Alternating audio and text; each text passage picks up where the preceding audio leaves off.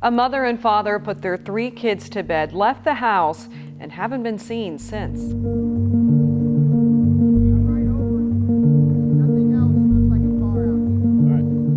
It happened in 1971, when some say it was much easier to disappear. They left their children because it was foul play.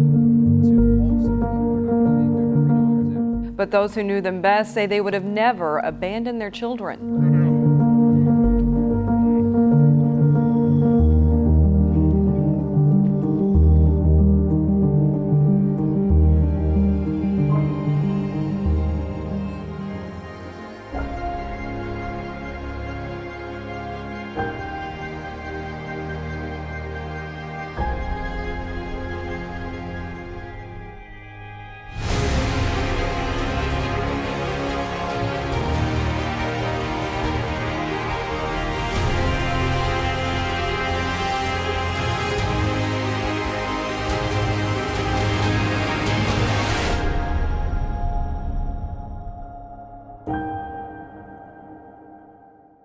We're going to take you back to the beginning of the day in just a few minutes. Right now, we've actually got Doug and Brian on the water behind us. We also have 2 other dive teams in the area searching some other locations. So where does the evening begin for Martha Sue and Claude Shelton? What we do know is that they were at a party earlier that evening. They came home, they tucked in their 3 daughters, and then they got back in their car and went north towards what we believe was King's truck stop at the time. Now this is where the story gets interesting as to what actually happened to Martha Sue and Claude. When did they go missing? How did they go missing? Was this foul play? Some of the reports say that there was somebody that may have been broke down on the side of the road with the hood up. Was it somebody that was local? Is it somebody that was passing through, and did they play a role as to why the Sheltons are now missing? The vehicle that we're looking for is a 1967 Ford Galaxy 500, license plate number 937944. It is a Kentucky plate, and we are here in Corbin, Kentucky, where the Sheltons were from. And that vehicle just might be in this body of water right here. There have been a couple of rumors that maybe the Sheltons just simply left their 3 daughters behind. However, in our investigation, I don't think so. The reason? Claude had a check that was available to be picked up the very next day. With the check that was available to be picked up the very next day, as well as only 1 payment left on their mortgage, I don't think this is a case that where the Sheltons simply walked away from their daughters. I think we're dealing with a murder mystery today. All right, good morning, guys. We are meeting up with some locals right now. We've got Graham, diver here, and I apologize, Rogers? Constable Rogers. Constable Rogers. Yeah. And you guys, I mean, this is your backyard. We have just celebrated a 50-year-old, and we don't want to call this a celebration of, but this cold case is now 50 years old. And coming into this, you know, kind of, I think one of the first things I want to do is, because it is so old, what is it that law enforcement, you know, focuses on after a case has gone, you know, this long? Well, I can't really say what they're focusing on because it is a KSP cold case. However, the reason that I have some interest in this is because I actually know a lot of the people that were involved and the people that own the mobile home park, and just kind of have my own theories as to what happened. Okay. And so the 2 of you, Graham and you, have been working together, and so you're like, Jared, we've got this, and this. We love everything that you guys are doing. Let's put you on some of these spots today. Is that kind of the sense I'm getting from it? So what have you been doing prior to this, Graham? We've been using some live scope, drawing live scope, kind of doing some sonar. And there's just basically what we've done is went from their trailer park to where they were supposed to be, and then just kind of sonared bodies of water between that and just around that in a radius, and just trying to do our best right there. And outside of the trailer park to, you know, what used to be King's, which my understanding is now Love's, right behind us. No, King's was right over here on the other side of the interstate. It's an open lot directly across from Pilot. Okay. Yeah, that's where King's was. Okay. So between those two, how much water are we talking about? And is it only water that we're really interested in today? Personally, I think they're underwater. Okay. That's just my opinion. I think what happened, I think they left the mobile home park. They turned right on 18th Street, followed it down to the junction of Main, hung a left on Main. And the roads have changed a little bit. They've made some changes to the roadways in this area back 20-some years ago. And I think they took the truck route, which brought them out on North 25 over by Kentucky Fried Chicken, but it brought them out to 25E. I think somewhere in that Laurel County area, there was a report of a vehicle that was found abandoned on the side of the road with the hood up. This guy being a mechanic, 2 o'clock in the morning, approximately. I think he probably stopped to help him, you know. I'm guessing he might have been robbed, something of that nature. You know, I don't really know what could have happened. But, you know, if it was, I think that basically, in my opinion, what's happened is they came down 25E like they were going to Pilot. But instead of going to Pilot, they turned on American Greeting Card Road and went down to Dorothy Lake, which connects to City Lake, which is right down here. Okay. There's just a dam in between. I personally believe they're either in Dorothy Lake or in City Lake. Now, there has been some diving and stuff done in those areas, but I don't really know to what extent. Now, back then, the lake was being built, to my understanding. I wasn't alive then, but the lake was being built, and the roadway was a little different there as well. So if someone these days was looking for a car that was underwater, most likely they would be looking in the wrong spot, because it would be more toward the center of the lake. The bridge that crossed was in a different area. So that's just my theory. Okay. And so between the two of you, I mean, have you kind of mapped this out? Like, all right, Jared has 3 or 4 dive teams today. We're going to keep everybody together. Should we separate them? Can I make this your case today? And I mean, we're here for you. What can we do? It's totally up to you guys. We do have, we sonared a spot that it was kind of, I want you guys to check it out for sure. It was an iffy spot. So it definitely sounds like it's our first area of interest, and I would say let's jump over there right now, get on that one. I'd say that I'll probably put my boat in the water, do some sonar, and that way we can latch right onto it. And then we've got some incredible divers today. So, you know, we'll probably, if I latch onto it, we got Gerry and somebody else that wants to join him. If you're up for it, Gerry, throw them in on the water, and then we'll start piecing it together from there. That'll work. Perfect. Send me a drop or show me where we need to go, and we'll jump over there first. And this location that we're going to, is this the one that you were telling me that there's a lock on it? We got a key to it? No, that's the city dam down here, and I went to the City Utility Commission yesterday, picked up a key to get you guys access into the water. Okay, so that'll be location number 2 today Yep. if we need to. Okay. Okay. Right here, so I'll kind of give you a rundown. We are right here where the blue dot is, of course. Okay. Right here is the city dam. So anywhere this way is a city lake, or I'm sorry, is a Laurel Lake. Okay. So it's public water. From the dam up to the next dam, which is up here, which is called the city lake. Okay. And that's where you have to have a key. If we go on up, and this stuff right here, it starts getting shallow where we wouldn't really even need a look. Okay. This dam right here is Dorothy Dam. There used to be a road right here, and it used to go right across and match that road. And you can kind of see the pylons of the bridge. Yep. And that car that we could have seen is right here to the left of the bridge, Okay. where it was. But we're going to go right here to this water plant road and go down a little access point. That's excellent. We'll follow you in. You're in this one here? Yep. Okay. Excellent. We'll follow you in, and let's go put eyes on this first one. Good deal. Appreciate it. Thank you. Head northwest.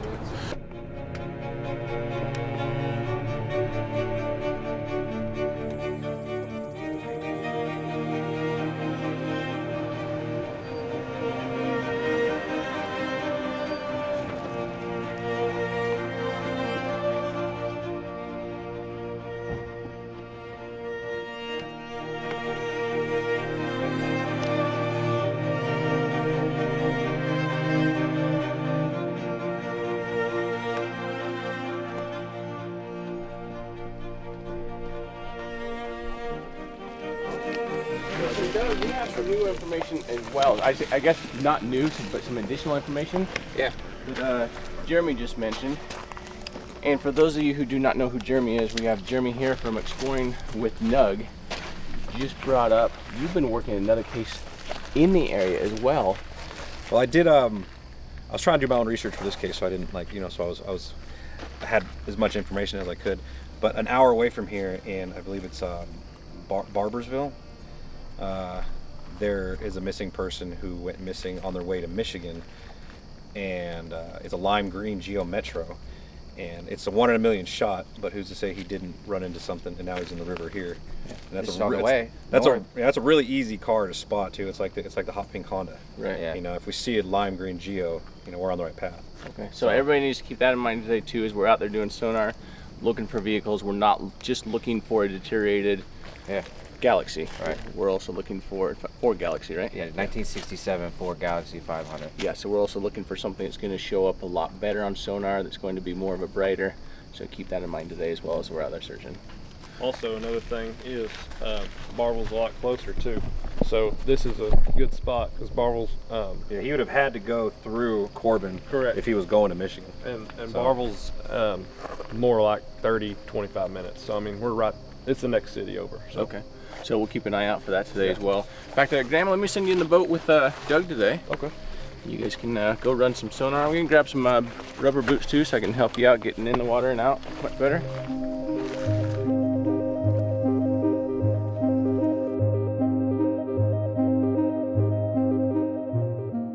Okay, ladies and gentlemen, I have Grant here, our local here, we've been in contact with on this case. He's a local diver, environmental cleanup guy. He's given us a lot of good pointers. We're here on a body of water where there has been a suspected target located already. How you doing today, Grant? Pretty good. How are you? Good, good. And I believe it is you guys already have a target you believe to be here in the water. Yeah. And what did it look like when you found it? It looked like it was covered up and sealed a little bit, but we could see the roof and like the quarter windows, the half windows of that body style of car. It kind of gave suspicions. Couldn't get a good picture on it, but Right. hopefully today we got all the equipment. And you guys were using this live scope here, the live scanning. Yes. That's going to show you directly what's underneath the boat in live time. Correct. Which is a great tool. Yeah, it's a great tool. for sure. I'm going to give you a quick overview on how we use that and the rest of our equipment and how we combine them, so you can kind of get an idea of what it is.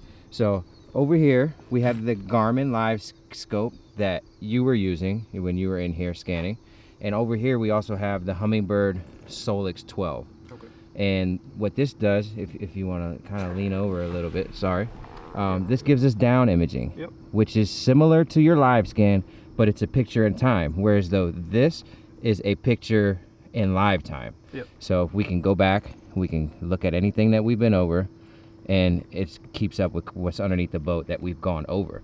This here is side scan. Side scanning, we're scanning 75 feet in either direction, and the boat icon it represents the boat that we're in right now and our line of travel.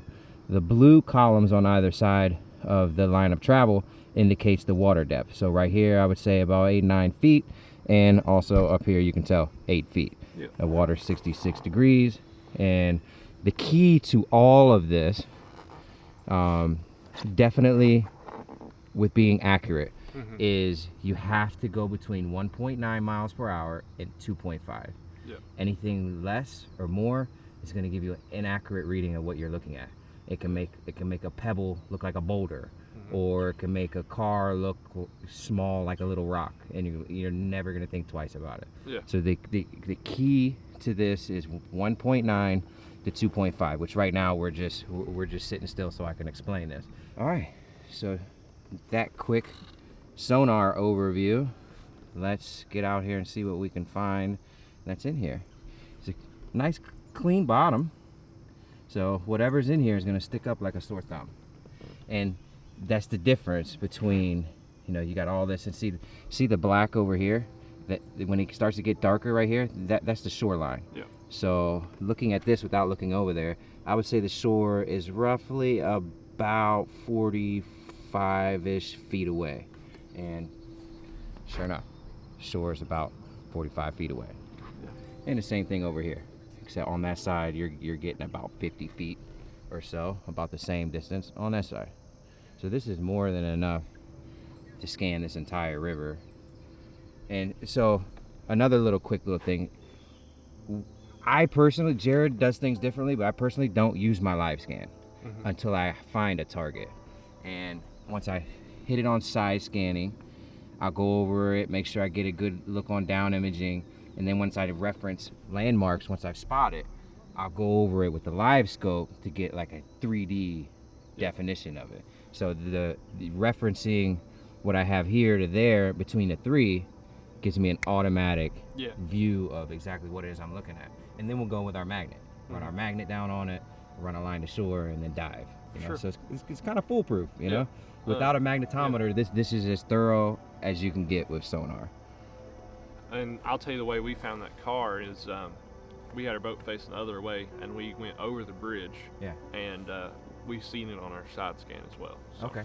Yeah. Seen it on our side scan, then went over top of it with Panoptics, and that's when we see the corner windows and everything. But it was one of those things. It is very tricky. It wasn't for sure a car, but it was one of those things that it kind of looks like a car. Some stuff hanging out on it, Yeah. some debris, some trees. And that's what you get with, especially with what we're looking for. A car sure. that's been in here for, 5 decades. Yeah. There's gonna be trees, debris. Like I said up there, we're looking for like a quarter of a car at this moment. Yeah. I expect almost all of it to be buried, and a pile of debris is definitely gonna be a target of some alarm. So we got a tree down here, tree, pile of debris right there. It's right here, right behind us, right? Yep. And that's where I found it.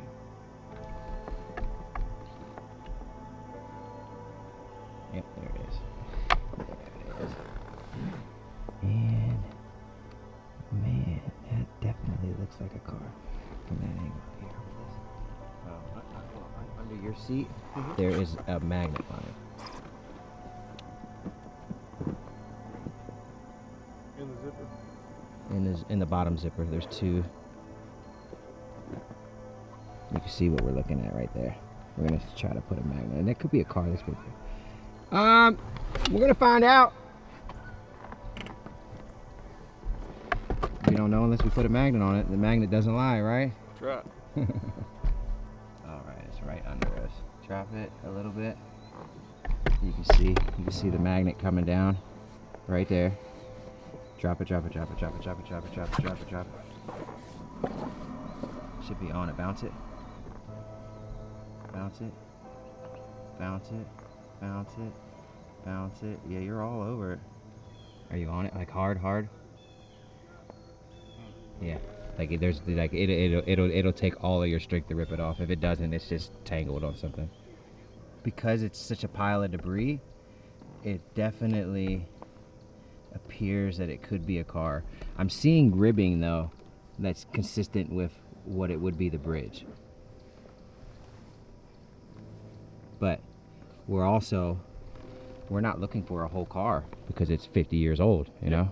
I mean, we're looking for a car that's 5 decades old. So Yeah, you're not going to stick very good on it. right, we're not going to stick very good on it. But I'm right over. Nothing else looks like a car out here. All of the bridge debris is so beautiful. You can see it. There's no mistaking it. It sticks out like a sore thumb.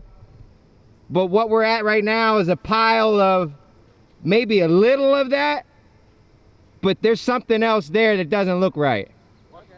And it looks like it's possibly like halfway buried as well. Well, yeah, 5 decades, it's going to be buried. Yeah. It's. I mean, we definitely got to put somebody in the water on this. Something else. You see this? Look over here. Look on my live scan. Yeah. And from a different angle, this bottom piece here is separate. Now this piece right here, see these 2 long ones up top here? That's some of the bridge debris. But what's under it? You Exactly. know? What's under it? And did the car that was down there before the bridge burnt catch that debris and it just sit there? Yeah. You know, and then that's possible. And the thing is, right now with this magnet, it's popping, which, like you said, I could be wrong, but Yeah. it You seems- feel like there's a little bit of magnet pull Exactly. there? It's like when I pull it, nothing happens, and it snaps up. Yeah. And then when it goes down, see, it Yeah. just snaps and drops. Okay. Yeah. And it ain't a hard bottom. So I'm hitting And something. yeah, you're on it. Okay, so is there a buoy behind you? Yep. A buoy's behind you? Mhm. All right, so tie the buoy off to, you got the orange buoy back there? Yeah. Yeah, so take that off and tie a knot in the line so the diver can go straight down it. And there we go, yep. And you just marked your first car, hopefully. And honestly, I would say if this is a car, there's a really good chance that it's the car that we're looking for. Yeah. Oh, it's definitely a car that's been in here for a long time. To be under that bridge debris, I mean, you're looking at pre-80. So What do you want to do with the rest of the roll it up real neat and then tie it so it doesn't get all loose. If we were looking for anything newer, I would say, we're not wasting our resources, we're not wasting our time. I mean, we got more than 10 divers here. Yeah. I mean, we're gonna dive on this and be able to say, hey, this is the car or this is not it, and go on to another place. Sure. You know? My name is Gerry Long. I'm here with Adventures with Purpose. I'm about ready to get suited up. We're working a 50-year-old cold case. We're looking for a late models 50s Ford Galaxy. We may have found a target. We're not sure. It's in the water. We are going to suit up, dive on it, and find out what it is. Yeah, Gerry and Brian are suiting up, so we'll put them in the water. Need to be careful because it's tall. There's 6-foot bridge pieces, and it's going to be 0 once they get down there. It's about a foot. So we don't even need to send a GoPro with them. No. Okay. No. I would say the second they get down there, it's going to be useless. Okay. Because it's only a foot right now. Right. Okay.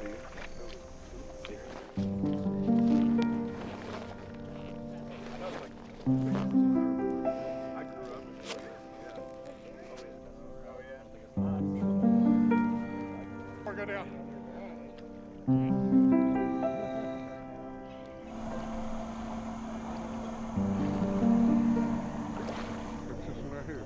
We got Gerry in the water, and we also have Brian Bishop in the water. Both very, very amazing divers.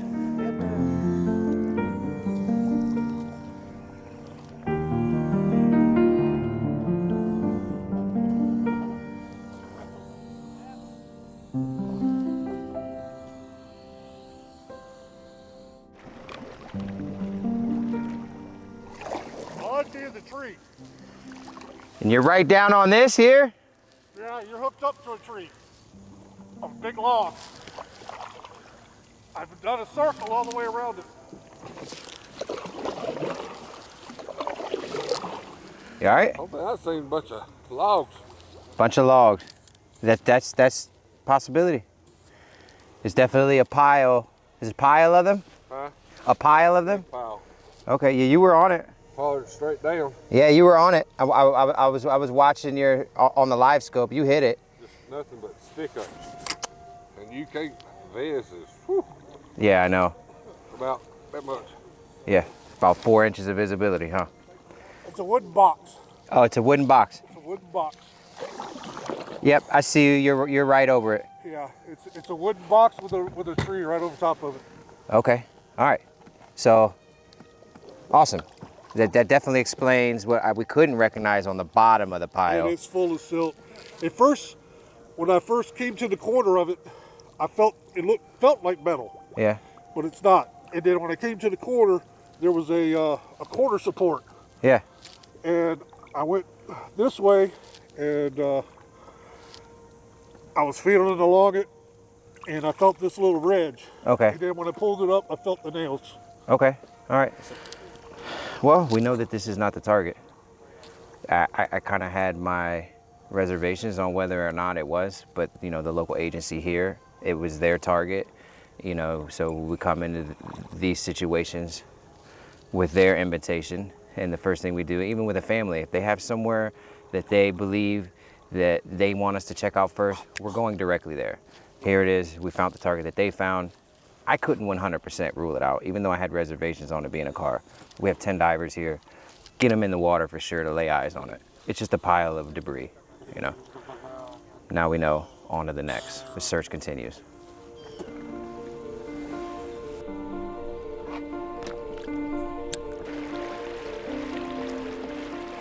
That's screws too.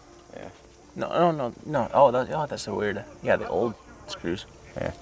And honestly, this could be some type of weird box or compartment from the bridge. Yeah.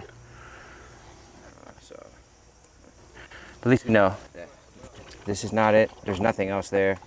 And on to the next, On to the next. Process, in these, it's process of cancellation, process of elimination. And so we've already broke the other 2 teams off. They're heading to Okay. 2 other locations right now to go start searching, and then we're going to go hit a third separate from them. All right. So that means that between all of this, there'll be 4 locations that we're knocking out.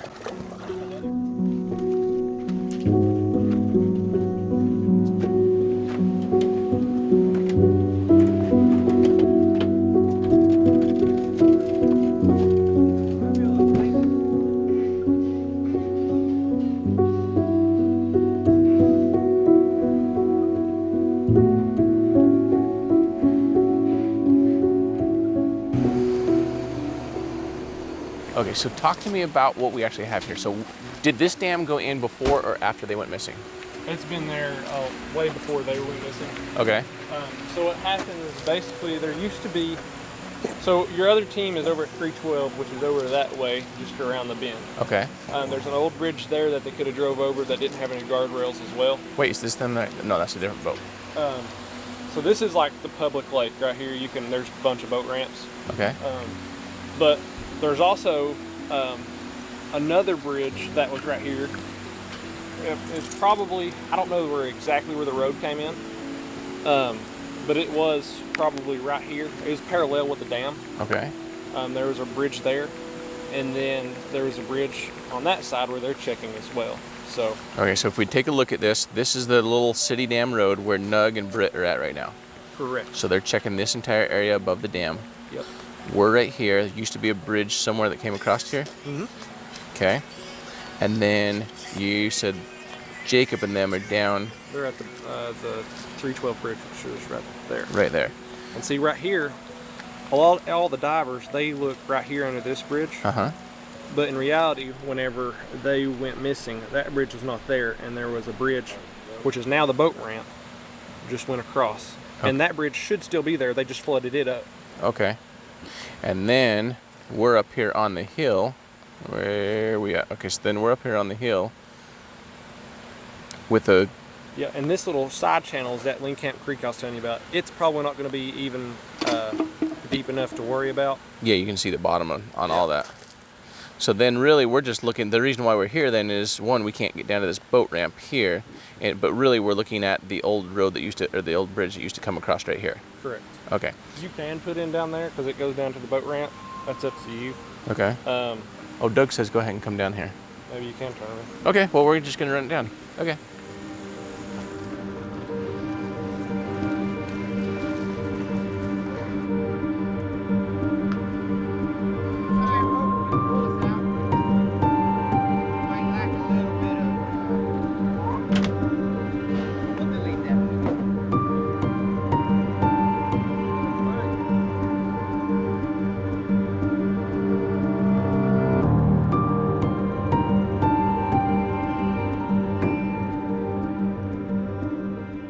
There we go. So we're starting out here. You see Josh up there.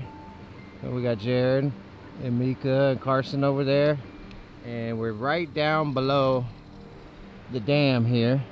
We have another team up above the dam and further south of us scanning. And we're gonna scan this area right here. As you can see right here, 5.4 feet deep. Side scan.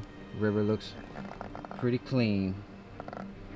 And I got my big cuz Brian Bishop. That's right. All right.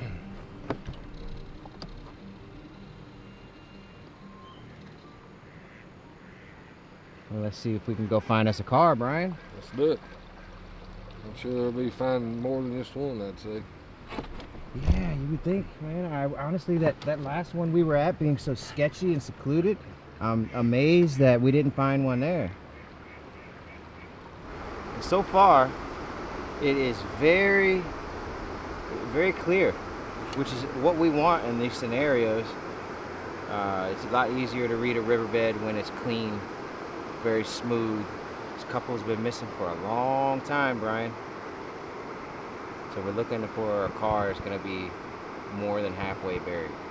I see probably very little sticking out. Right.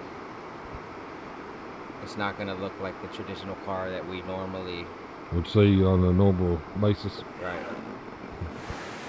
You can see we're right here by this dam, and right above our head, right here is the road coming in. So you can easily come straight down the road and right off this cliff into here. So we got all this scanning. As you can see, nothing down there but the dam wall. You can see the dam wall right there off to the side. So that pretty much rules this spot out. But I'm gonna go out a little bit further just to make sure Because if you do come off the cliff, you're gonna go out a little bit.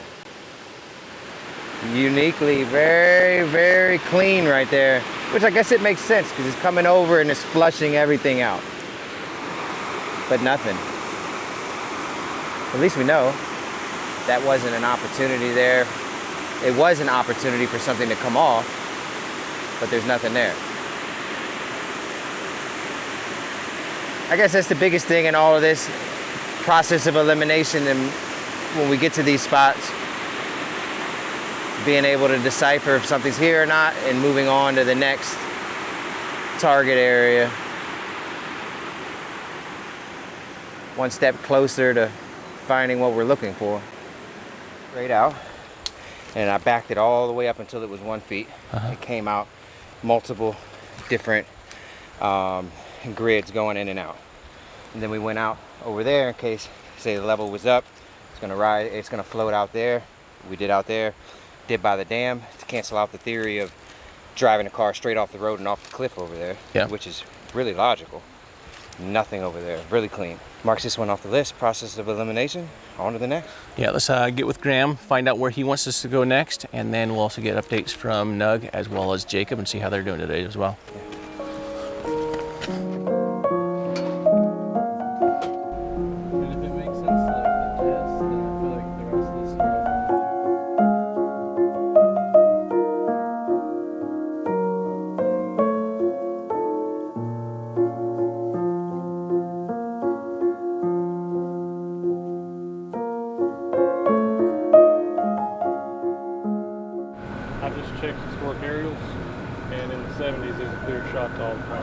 Clear shot?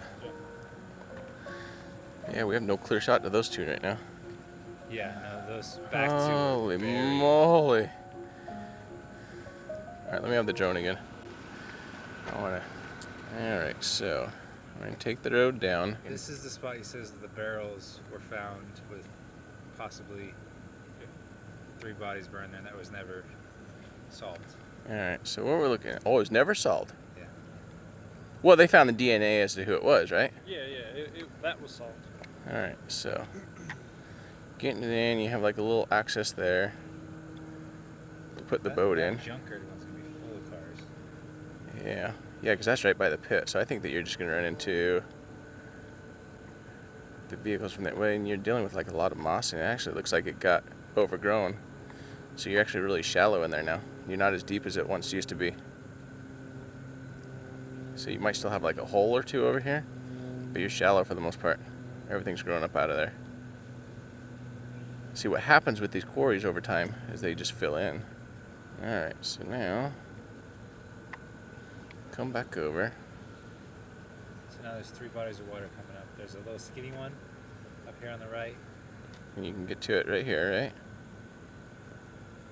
Yep, it's right there. No, that's number 2. So there's another one bigger than this? Yeah. Okay. Again, that looks really shallow. Okay, and then you have this other road that comes around and over. So that's going to come into another one back here somewhere, maybe.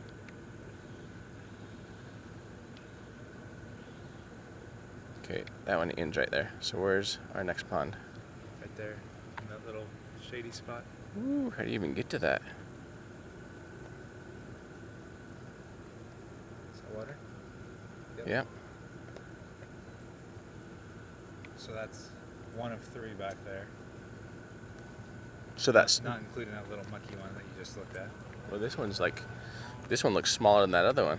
Yeah, and then there's 2 that are also pretty small, but bigger than those ones. 2 up and left that way, which would be really hard to get to for us, but not back in the day. Right.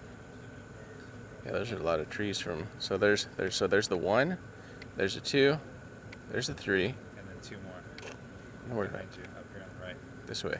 Yeah. Over here in the shadowy area. Okay, right there.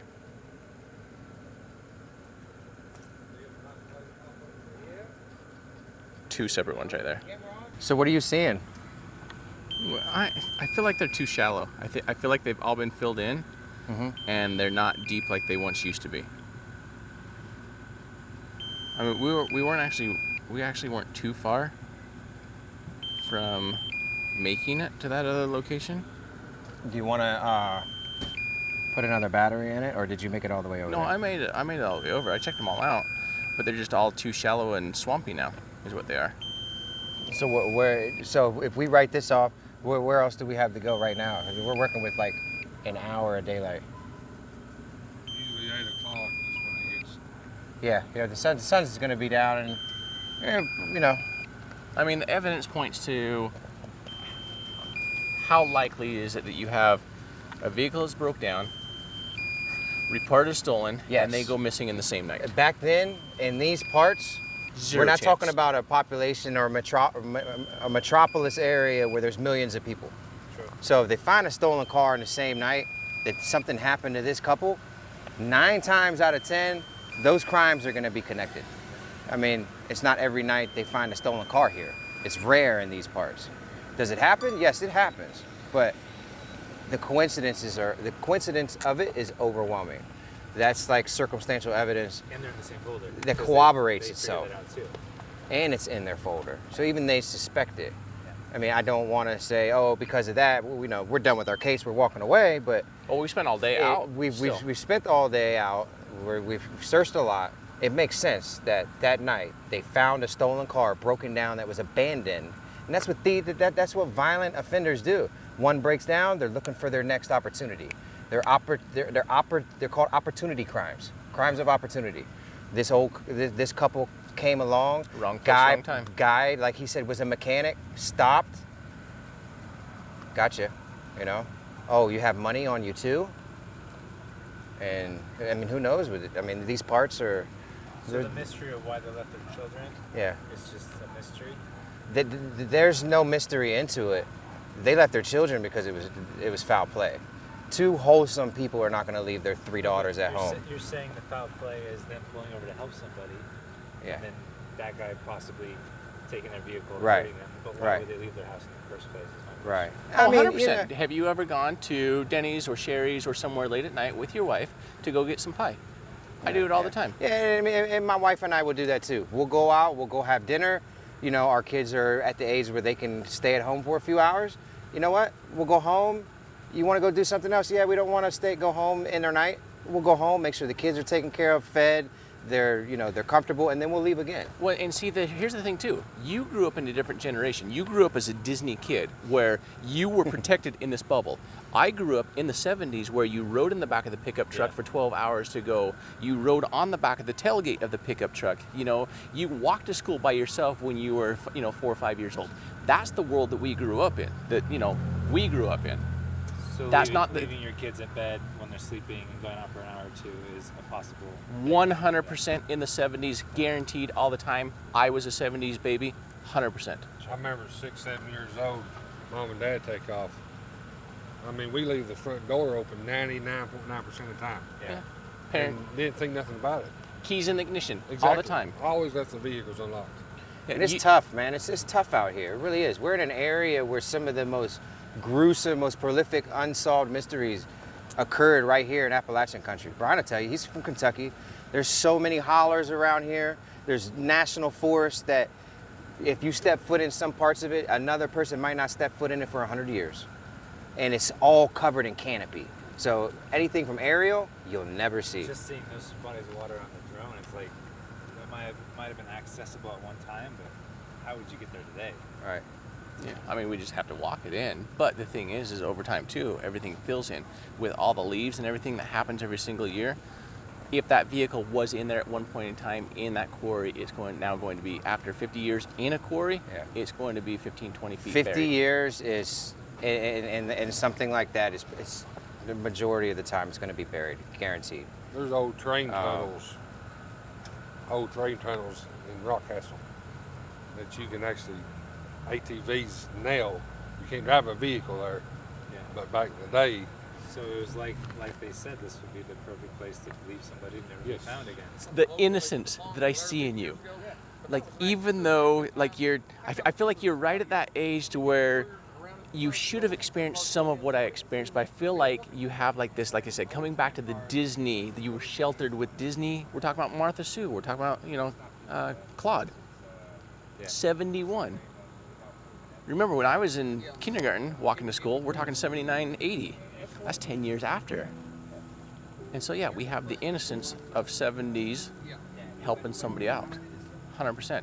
So, end of the story is they left their kids at home, which is perfectly normal.